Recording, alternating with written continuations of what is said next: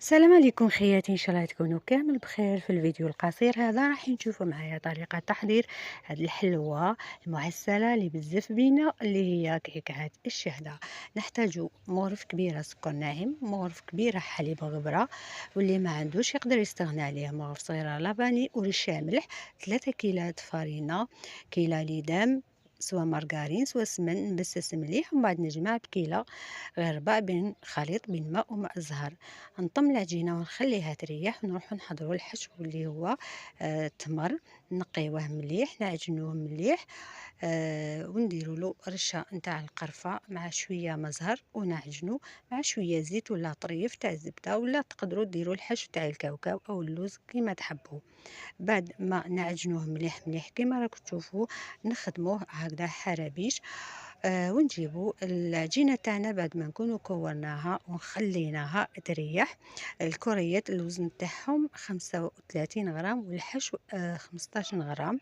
كيما راكم تشوفوا نفتحوا بهذه الطريقه، ندير الحشو ونرولي عليه بهذا الشكل كيما نخدموا الشراك.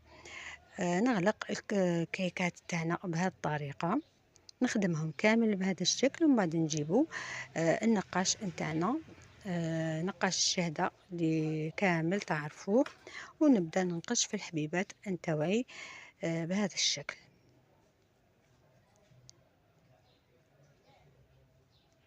يعني تعرفوا شفتوا معايا طرق مختلفة تاع النقاش، حلويات مختلفة كنت خدمتها معكم.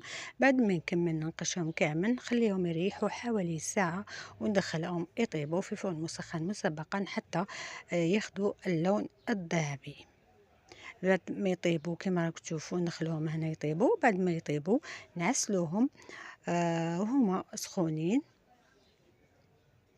نعمليك بعد ما طابوا خداو هذا اللون، نعسلوهم وهما سخونين. والوصفه نتاعنا راهي جاهزه، جات بزاف بنينه، شكلها بزاف شباب، تجي تذوب في الفم.